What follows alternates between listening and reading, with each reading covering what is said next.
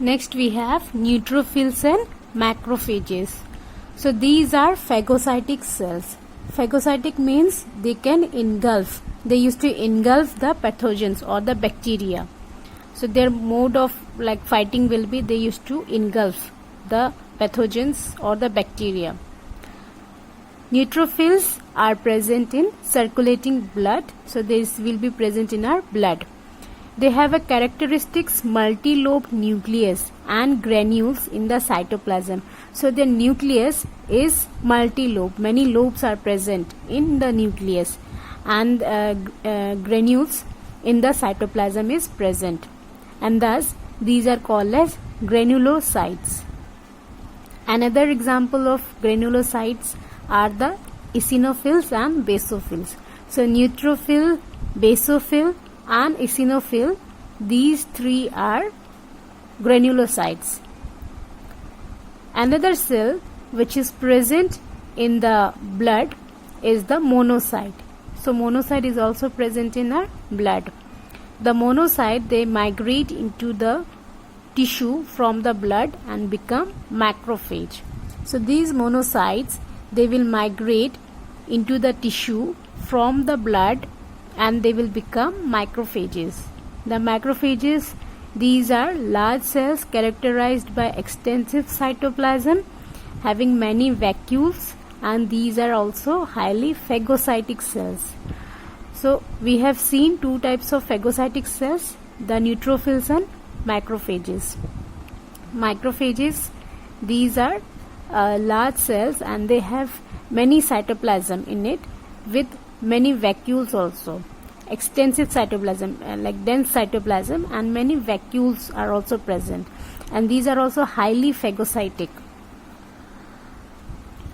Now depending upon their location in the body, these cells, they can be Kupffer cells that will be present in our liver, then alveolar that is present in the lungs, and peritoneal that will be present in peritoneal cavity.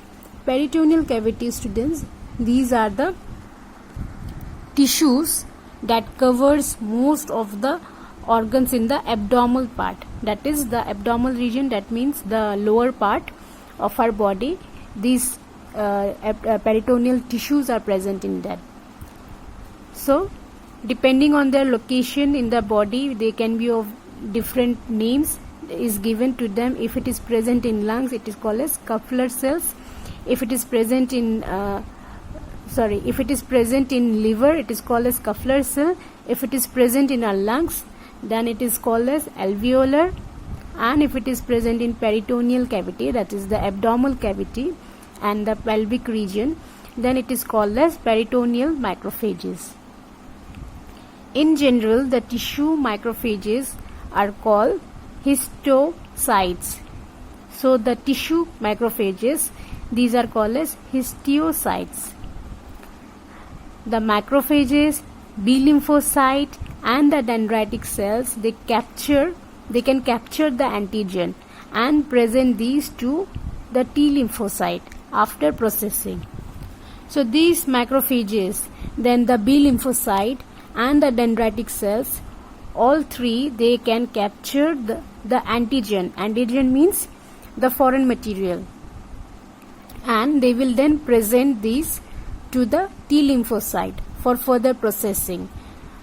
That is for fighting process, it will send it to T lymphocyte. Thus these cells are also called antigen presenting cells. So these cells, macrophages, B lymphocyte and dendritic cells, these are also called as antigen presenting cells, APC. So this will be more clear, students, when we will discuss the structure of the antibody antigen. That time you will come to know.